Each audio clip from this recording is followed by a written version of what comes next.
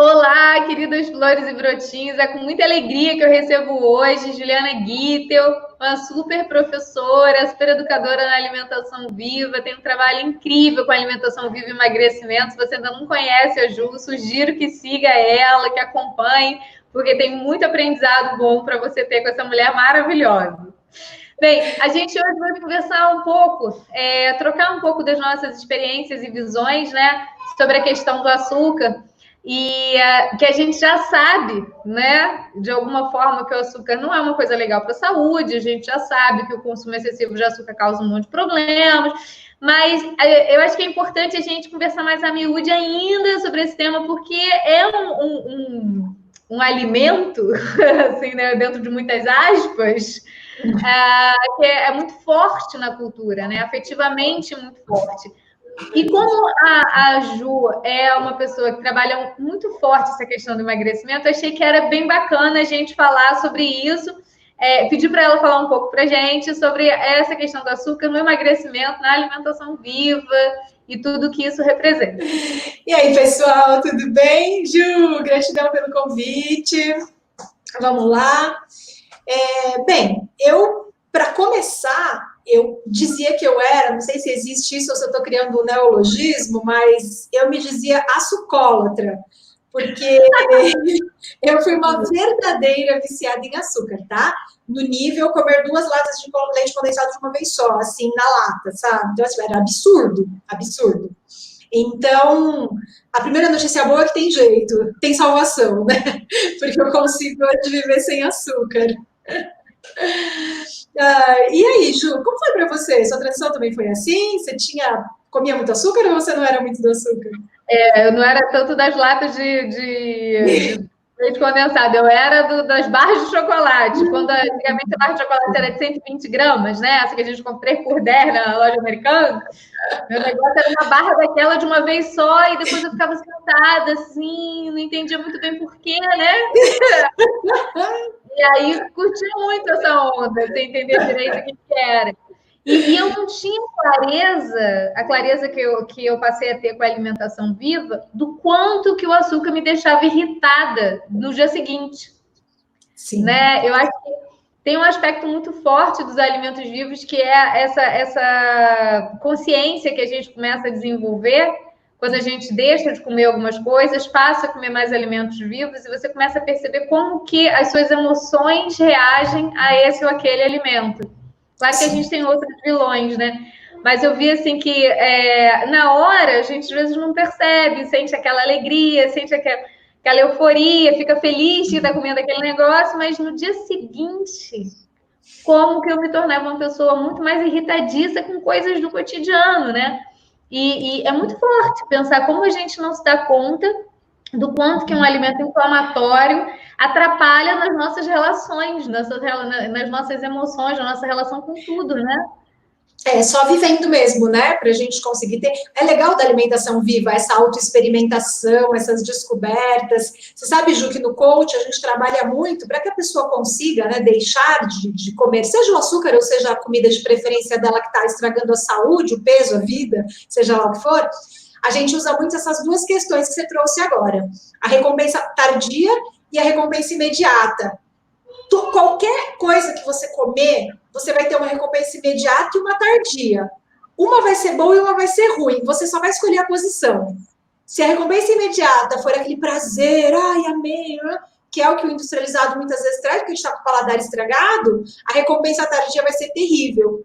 Quando eu consigo dizer não para esse alimento e ir substituindo, conseguir coordenar minha vida de uma outra forma, minha vida alimentar, aí eu tenho uma recompensa tardia boa. Então, as duas recompensas sempre vão vir. Eu só escolho que posição que elas vão estar, né? E o açúcar é legal que acaba podendo ter duas recompensas boas, a imediata e a tardia, porque se eu faço um doce vivo, gente, você come uma torta viva, a recompensa imediata é assim, meu Deus. E a recompensa tardia é saúde, emagrecimento, enfim, tudo de bom, sem inflamação, né? É uma outra vida mesmo. O mundo dos doces vivos, ele foi fundamental para mim. Se os doces vivos não fossem tão maravilhosos, eu acho que eu não teria conseguido entrar nessa caminhada viva de vez. Porque até hoje eu tenho paladar infantil ainda, eu não como. Tipo, agora eu tava morrendo de vontade de comer açúcar, eu comi um pedaço de abacaxi. Eu ia até colocar uma tâmara dentro, mas eu experimentei, nem precisa. Então, assim, a gente muda, né? Mas precisa dar o primeiro passo. E aí, nossa, os resultados são maravilhosos.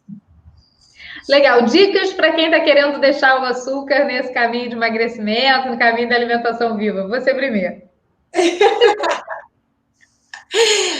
Eu sempre falo que a grande dica é a substituição. O cérebro da gente, ele não aceita o não. Quem que gosta de ouvir não? Se você chegar aqui e falar assim, posso entrar na nossa live? Não. Todo mundo pode, você não. Nossa, dói, dá raiva, você quer bater na pessoa, né? O não é uma coisa ruim, desde criança. Não põe a mão aí, menino. Não faz isso. Então, assim, a gente vem com o conceito ruim do não. Imagina eu dizer para mim, Ju, você nunca mais vai comer leite condensado. Você não pode comer leite condensado. Meu cérebro ia ter um chilique, igual criança mimada batendo pé, e eu ia querer comer mais leite condensado por causa do nunca mais. Agora, se eu falasse assim, Ju, tem uma torta viva, que ela é maravilhosa, um brigadeiro vivo, que é fácil de fazer. Você joga lá, bate, vai ficar com um gosto delicioso, e depois, se você quiser, você come uma colheradinha de leite condensado até você desencanar dele. Opa! A substituição meu cérebro aceita, porque eu não estou dizendo não, eu estou dizendo um sim diferente. Aí o meu cérebro aceita. Então, entrar no processo de fazer é super importante. Você pega aquela receita que você aprendeu e faz, e tenha disponível. Você vai conseguir. E com o tempo, o doce tradicional, né, matador, vai ficar menos saboroso. A gente não vai deixar ele tão gostoso. É um processo. Não dá para dizer, nunca mais vou comer. Não, vai substituindo. A grande dica é a substituição. Amorzinho, né, com a gente mesmo, e aí a coisa vai acontecendo. É a questão afetiva, né, Ju? Como que é comer massa, eu sempre digo isso, assim, eu falo, eu vou ficar velhinha, espero, né? Repetindo, comer é um ato afetivo, social e amoroso, né? A carga afetiva é muito forte. E é isso que você falou sobre, antes, a mudança do paladar, eu estava dizendo que no início eu era chocolatraça, né? Chocolatraça, que era mais que chocolate. E eu pensei assim, depois de muitos anos, eu estava com meu marido na farmácia e a gente viu um logo. E eu falei, uau, eu vou comprar só umzinho, né? E aí, nossa, eu achei horrível. E aí eu comi aquilo e falei, gente, mas tá ruim. Eu acho que trocaram a fórmula. E o André falou, não, a indústria não troca a fórmula. Era meu paladar. E eu disse, nossa, mas eu achei isso tão bom. Tipo, eu já passei por isso com vários alimentos também, doces. Não é?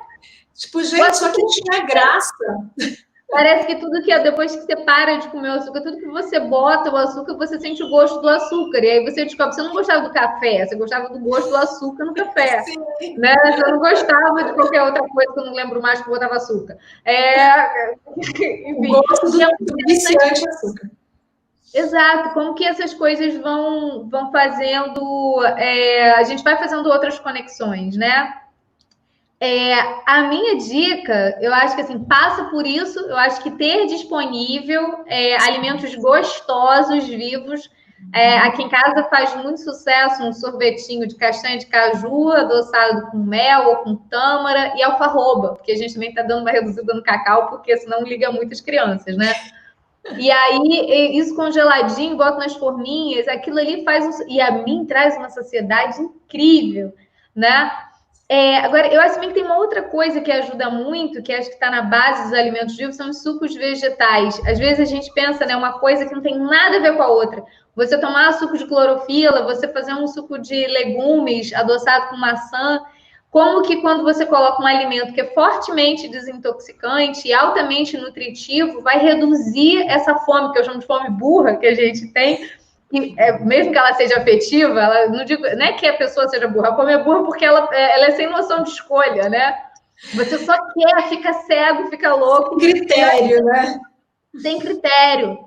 E daí a gente, mesmo sabendo tudo que sabe, derrapa num pedaço de bolo, derrapa num pedaço de chocolate, derrapa em outra coisa. Claro que não é derrapada que faz a saúde ou a falta de saúde, sim, mas ela ajuda na construção de um hábito e da saúde como um todo, né? Então, eu diria que a gente precisa ter, como você disse, o doce que você gosta e que esteja dentro de um padrão que você acredita que é bom, né, para a sua saúde, quer dizer, sem o açúcar, e você ter como rotina esses sucos que são altamente nutritivos, porque, de alguma forma, eles vão diminuir aquela população de bactéria, que é a bactéria comedora da bobagem, né? Por bactérias que curtem os alimentos mais saudáveis. E eu lembro muito no início como que era forte isso para mim. Depois de um tempo a gente acostuma com essa sensação. Mas como que a minha seletividade era outra, né? Passava num restaurante a peso, né? Quando eu estava tomando meu suco direitinho, eu podia resistir. Eu não tinha uma questão de resistir às sobremesas. Eu não via. Dizia não e pronto, né? Era suave. Não, e de repente eu começava a perceber que os meus pratos, ou meu desejo de comer uma sobremesa ou não, eles eram muito mais frugais, ou muito mais sem essa necessidade do açúcar, do que quando eu não estava tomando meu suco rotineiramente, né? Sim. Ô, Ju, eu sempre falo que o primeiro grande passo é o suco. Eu concordo com você, assim, plenamente. Essa mudança das bactérias é fundamental. Porque imagina, você com o bolo na sua frente e você tentando concentrar e falar para sua mente, eu não devo comer, eu não devo comer. E 1 trilhão de caras dentro de você falando bolo, bolo, bolo. Não dá para 1 trilhão. Não vai rolar. Aí a gente precisa dar uma melhorada nesses caras, né? Baixar a bola deles. Aí a coisa começa a rolar de uma outra forma. E é tão gostoso quando é suave, sem sofrimento. Isso eu acho que é a grande mágica da alimentação viva, né? Porque é suave, não é aquela coisa de eu não posso porque isso tem 500 calorias, esse tem 200, esse tem 100. E eu vejo muito isso aqui com as crianças, né? Eu não trago essas coisas para casa, mas o meu marido, você sabe como é, né? E aí ele é viciado em biscoito maisena. As pessoas falam, mas é biscoito maisena, nem é bolacha. Cara, quem ficou 1 ano sem comer açúcar e comeu um biscoito de maisena sabe que ele não é inofensivo. Sim. No início da minha transição, fiquei mais de 1 ano sem comer açúcar e farinha, e aí um dia eu tive uma discussão forte com meu pai, estava morando com ele, porque eu estava estudando, meu pai estava bravo comigo que eu tinha deixado a carreira do direito para ensinar a culinária viva e eu não cobrava das pessoas. E aí ele brigou comigo, aquilo me deixou tão mal, que eu fui em cima da geladeira dele, o refúgio afetivo no doce danoso. Aí eu fui em cima da geladeira dele, meu pai também, viciado em biscoito, mas a gente escolhe, né? Assim, coisas muito boas. Aí eu fui em cima da geladeira dele, peguei o biscoito, mas eu botei na boca. Na hora que eu botei, eu senti os meus dentes fazendo assim, tec, tec, tec, tec, um bloquinho, pulou na hora. Porque aquilo é ácido puro. Quando entra no organismo, é acidez imediata, né? E aí a gente acha que a criança gosta. É claro que se eu botar o biscoito de maisena e botar qualquer um dos meus biscoitos melhores da alimentação viva do lado, meu filho vai querer comer os de maisena, porque ele já provou e tem gravado lá na célula dele que aquilo é bom.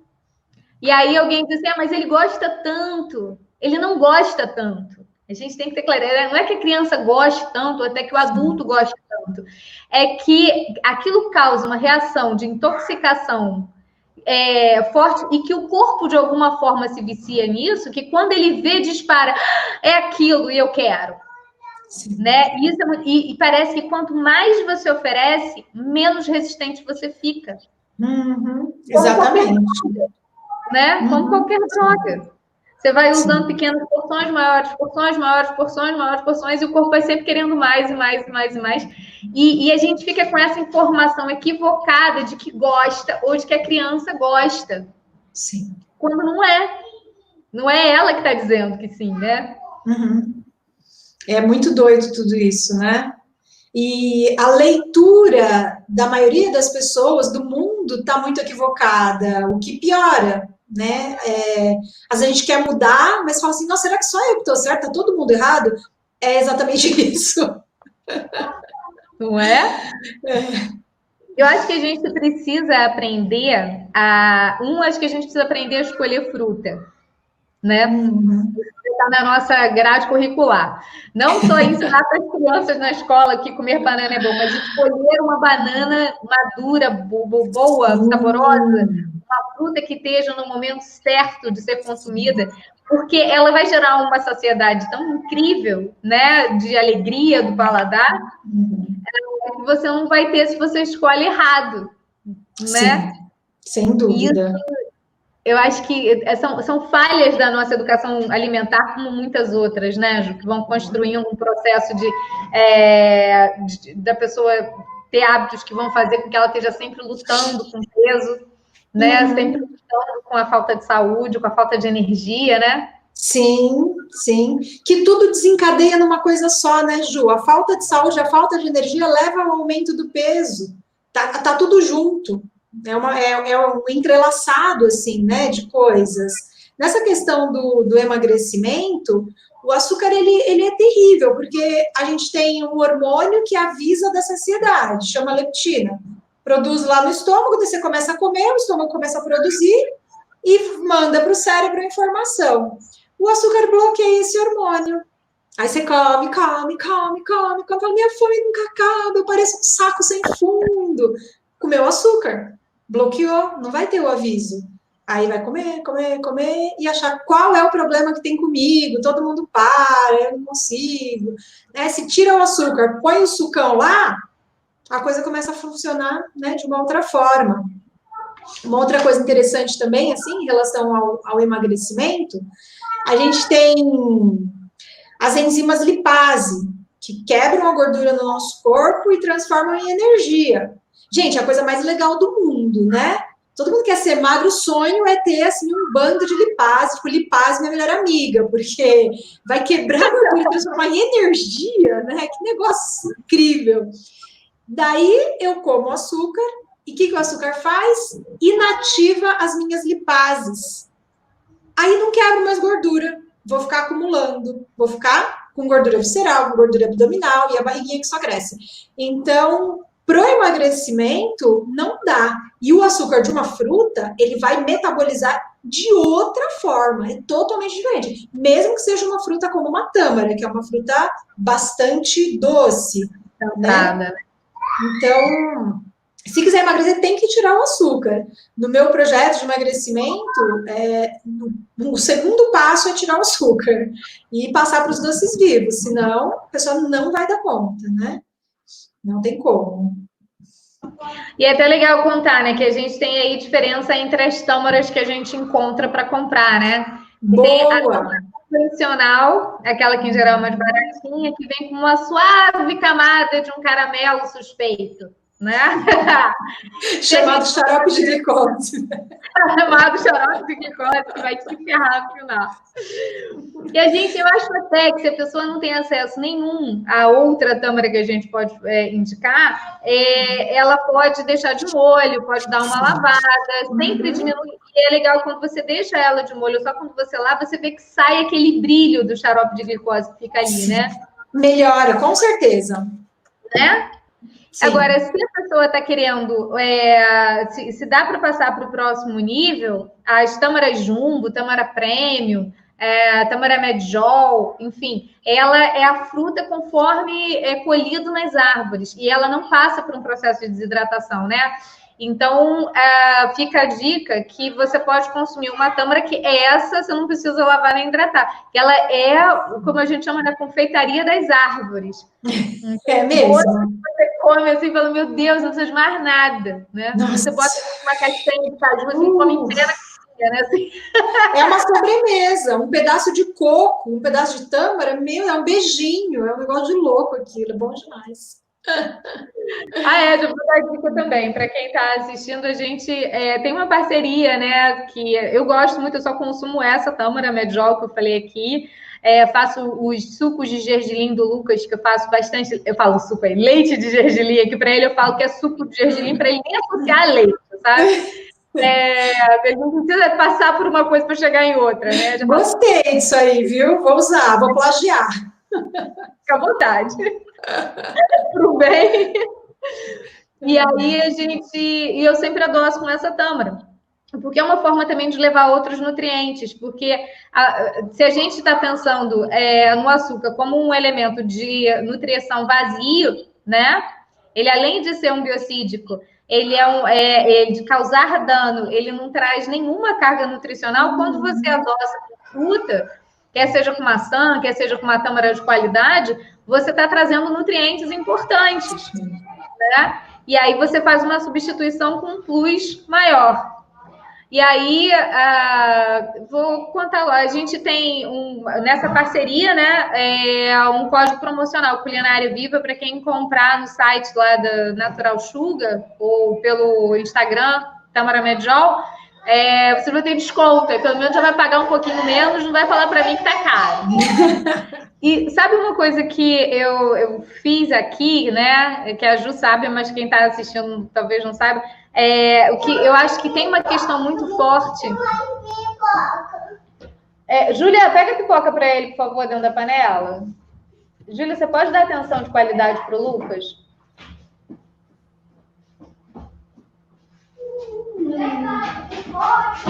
A pipoca está no pote do cachorro, claro que está dentro da panela. Vai. Eu sei, cadê o pote? Ali, vai. Já estou acabando, Júlia, por favor, capricha. Já vamos sair. Aliás, eu passo pipoca para ele com óleo de coco, né? Que é porque eu mais gosto. Eu chamo de pipoca rica. Eu acho uma delícia também, a gente faz. Aliás, tudo feito com óleo de coco fica muito mais gostoso, né? Eu também acho. A comida fica mais leve, mesmo que seja cozida, fica mais leve, né? Sim. É outro alimento, um amornado com óleo de coco. Eu estou muito apaixonada.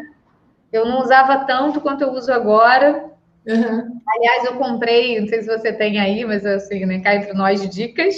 Aquele óleo de coco compra em saquinho que aperta, sabe? Um, se congelar, não fica grudado lá dentro. E o outro que é muito mais barato. Peguei meio quilo aqui, R$38. Da Copra? Aham. Eu nunca vi, só de vidro. Pois é, eu não sabia. Agora você pode, quando pedir na loja, perguntar se tem refil. Que legal. Porque aí você bate no valor do vidro. Mesmo que você queira o vidro, vai pagar 58, pagar 38, 50, não sei o que, é muito mais caro, né? Com certeza. Legal, eu vou dar uma olhada por aqui. Legal. Então, e aí, conversando um pouco sobre a questão do açúcar e as crianças, né? A gente aqui no aniversário de 1 ano do Lucas fez uma coisa que era de altíssimo risco, né? A gente fez os docinhos todos vivos, mesmo sabendo que viriam crianças, não só bebês, porque a gente ficou pensando, se a festa, eu na minha cabeça, para os convidados do meu filho, que são os coleguinhas de 1 ano, e adultos e tudo mais são anexos, eu preciso fazer um bifezinho para eles, que tudo eles possam comer. Então, desde a comida doce à comida salgada, tudo era baby friendly. A gente, inclusive, botou uma sopinha vegana, de lentilha cozida e tal, fez bolinho de pão de beijo também. Colocamos alguns alimentos veganos cozidos na parte salgada. E na parte dos doces, eu falei, vou arriscar, e fiz a mesa toda de doces vivos. Pensando assim, como que vai ser com as crianças mais velhas, né? Minha mãe chegou aos 45 do segundo tempo e falou, não aguento isso, preciso fazer um brigadeiro, porque isso vai dar merda. Faz, mas deixa em cima da geladeira. E só entrega se alguma criança der defeito. E você que foi um sucesso. E com as mães, porque mãe de bebê sofre muito em aniversário. Sim.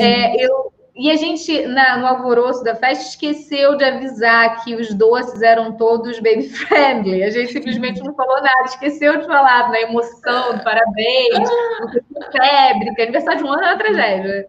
E aí, Lucas caidinho, dentinho, não sei o quê, enfim. Mas foi interessante porque as mães, quando souberam, ficaram muito aliviadas de saber que aqueles docinhos que os filhos estavam comendo eram docinhos vivos. Quer dizer, tudo que eles podiam comer sem nenhum problema. E as crianças todas, de todas as idades, comeram e acharam gostoso. Né? Que legal, sim. E acabou. Acabou. Aí, no final, depois de tudo, minha mãe até deu brigadeiros para eles. Mas era uma questão dela, não era uma questão minha, sabe? E eu achei que foi muito interessante porque isso empoderou muito outras mães, no sentido de que você pode fazer uma festa e oferecer comida gostosa, né? E isso perpassou por toda a comida da festa, uma comida, e foi muito bonito ouvir isso das pessoas, porque a comida era bonita, prazerosa, né? Não era uma festa de comida natureba. Como nada foi dito, também a gente não ficou lá pregando, olha, vocês estão comendo alimento vegano. Essa estratégia de não falar nada é ótima. Eu acho que essa é a melhor estratégia. Deixa eu descobrir sozinho. Fala nada. Porque a gente, quando descobre a culinária viva, os alimentos vivos, a gente quer falar para o mundo quanto eles estão errados e quanto é o caminho da luz é o caminho da culinária viva. A gente compra um processador e um megafone, né, junto. E sai todo mundo correndo, gente. E ninguém aguenta essa pregação, né? É um saco. A chata natureba, né? Então, vem aquele pessoal vegano chato, né? Aquela coisa assim. Natureba chato. Então, eu acho que assim, a grande chave para mim, né, para fechar assim, qual é a grande dica da história? É você se aprofundar na culinária dos doces sem açúcar, dos doces vivos, dos doces vivos e veganos, né, saudáveis, com o açúcar natural das frutas secas, e oferecer como uma comida gostosa, sabe?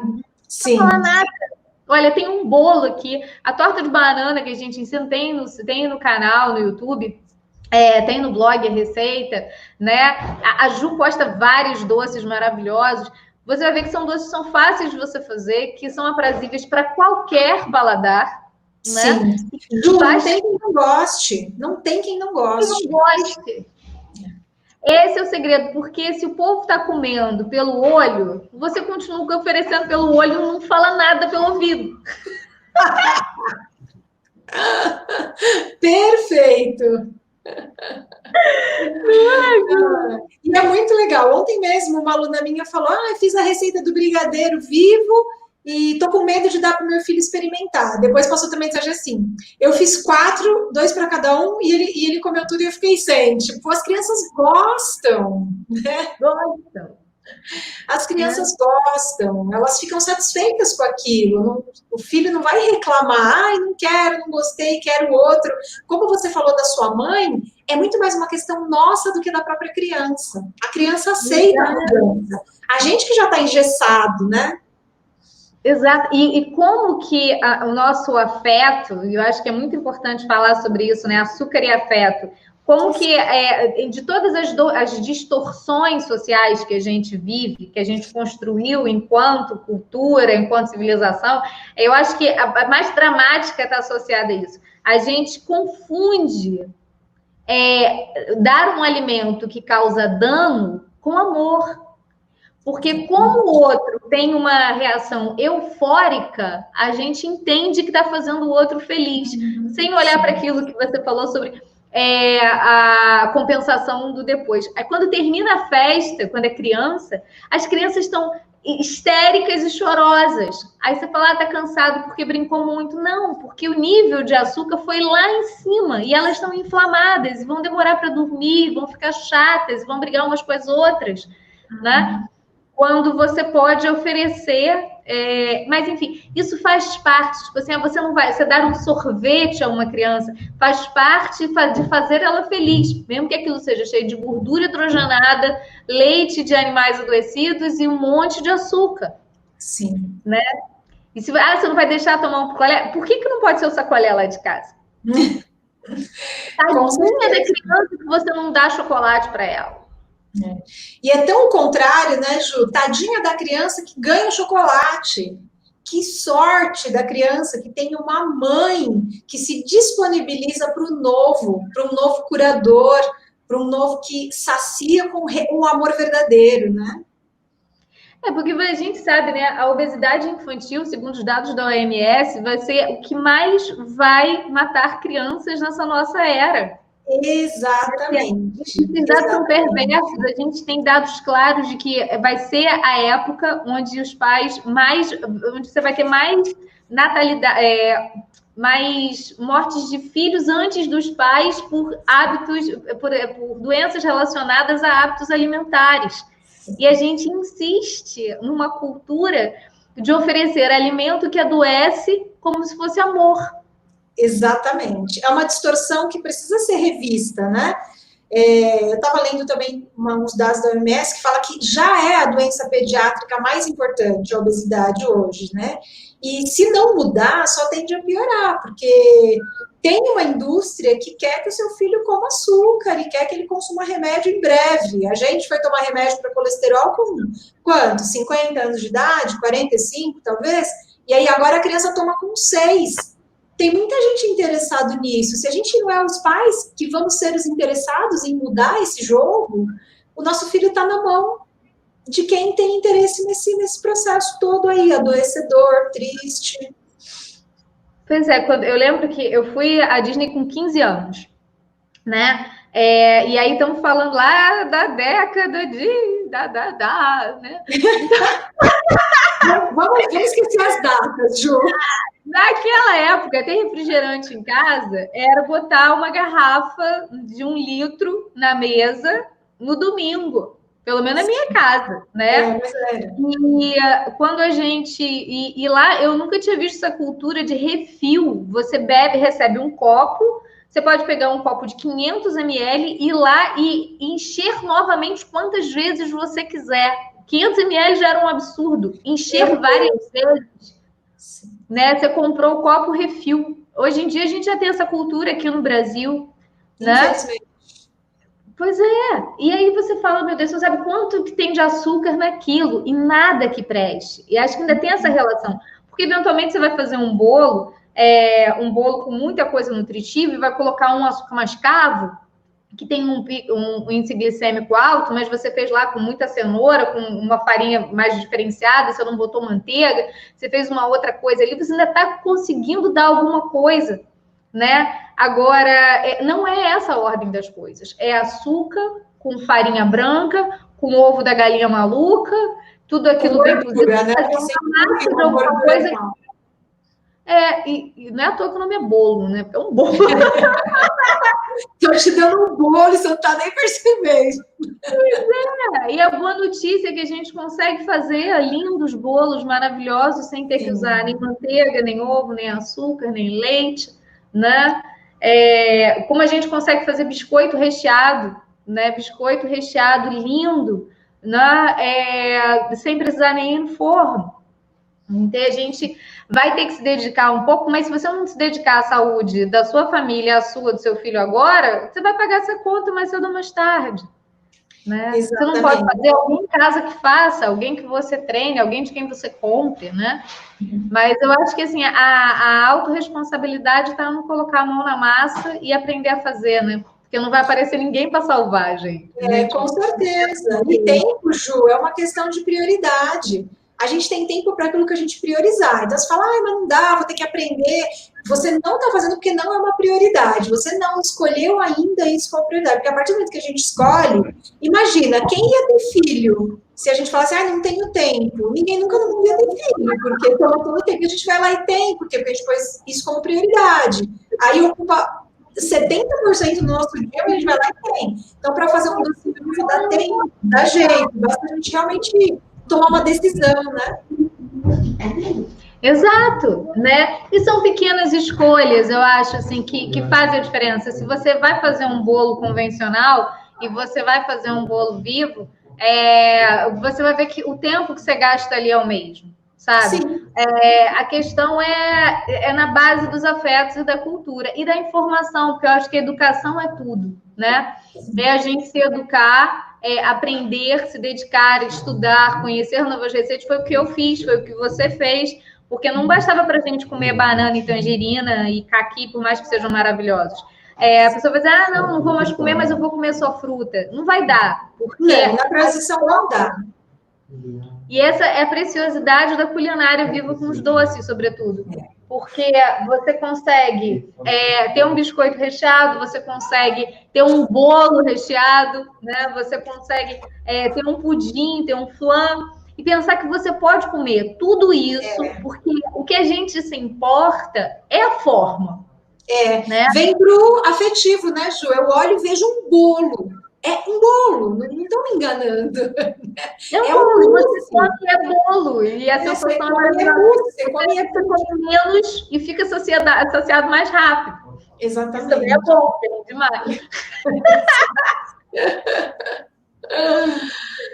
Então, eu fecho com o meu convite para você que ficou até aqui ouvindo a gente conversar esse tempo, essa conversa deliciosa com essa mulher incrível, que é um doce de pessoa.